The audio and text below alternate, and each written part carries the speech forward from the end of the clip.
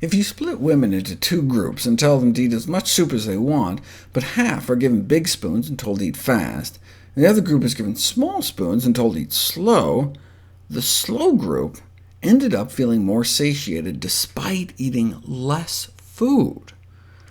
The thought is that prolonged meal duration can allow more time for our own bodies' "I've had enough" signals to develop before too many calories have been consumed.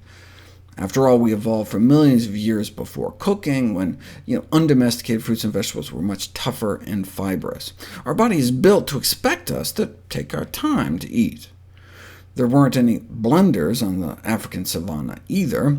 In smoothie form, you can drink fruits and vegetables at about 2 cups a minute, 10 times what it might take to eat fruits and vegetables in solid form.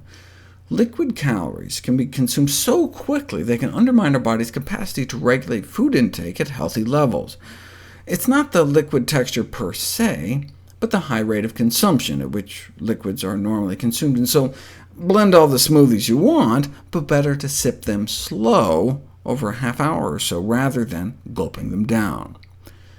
Even slowly sipped, though, an all-fruit smoothie may not be as filling as whole fruit, so the more greens you can add to your smoothie, the better. And you can add ground flax seeds. The thicker the smoothie, the less hungry you may be 1 to even 4 hours later, and flax seeds make for thick, milkshakey-type smoothies. 1 tablespoon of flax seeds was found to significantly suppress appetite and calorie intake, less hunger, more satiety, more filling, less prospective food intake, meaning you give someone a meal 2 hours after the tablespoon of flax, and they eat significantly less, all the while dropping our cholesterol.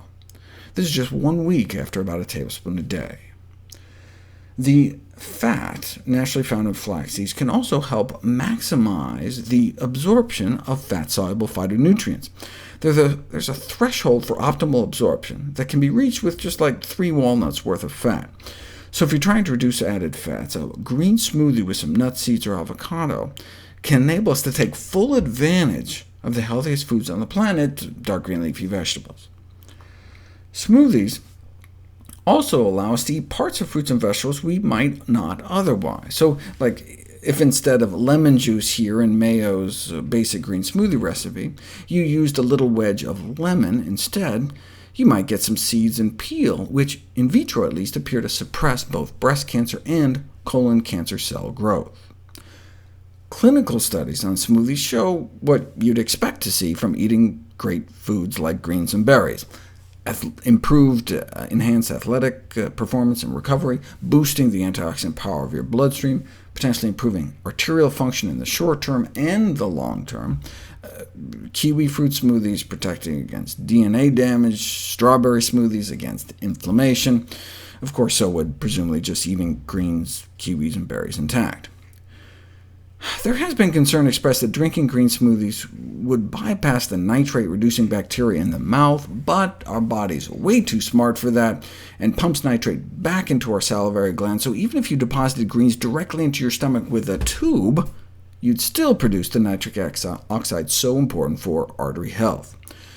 Concerns have been raised that the oxalic acid in vegetables might increase kidney stone risk. But as I've explained in the past, if anything, the opposite might be the case. So, are there any downsides of smoothie consumption? Whether lemon juice or a wedge, smoothies can be sour, and anytime you're eating or drinking something sour, you have to be careful about eroding the enamel on your teeth. If you soak teeth in a smoothie for an hour, significant enamel is eroded away, but who soaks their teeth in a smoothie for, an hour? But what if instead of studying the effects of smoothies in situ, meaning in position, as opposed to in vitro, meaning in glass? If you make people wear slabs of enamel in their mouths while they drink a smoothie to replicate a typical tooth exposure, they do find almost as much erosion as drinking Diet Coke. So it's recommended that smoothies be consumed through a straw, similar to the advice given for other acidic beverages like soda or hibiscus tea. Compared to control, drinking juice through a straw has less of an acidic effect than swishing it around your mouth, so avoid swishing smoothies around in your mouth. And you want to wait at least an hour before brushing, so as not to brush your enamel in a softened state. But rinsing your mouth out with water after drinking a smoothie is a good idea, as it can help rinse away some of the acids to protect your teeth. And one final caveat for smoothies: when I advocate green smoothies to boost fruit and vegetable consumption, I'm talking about whole food smoothies, not made from juice or added sugars or human organs. Some women choose to consume their afterbirth. Though described as replenishing and delicious, the problem with eating your placenta is that one of the functions of the placenta is to filter out toxins, and so may be contaminated with heavy metals, as well as pose a food poisoning risk if consumed raw, like in a smoothie.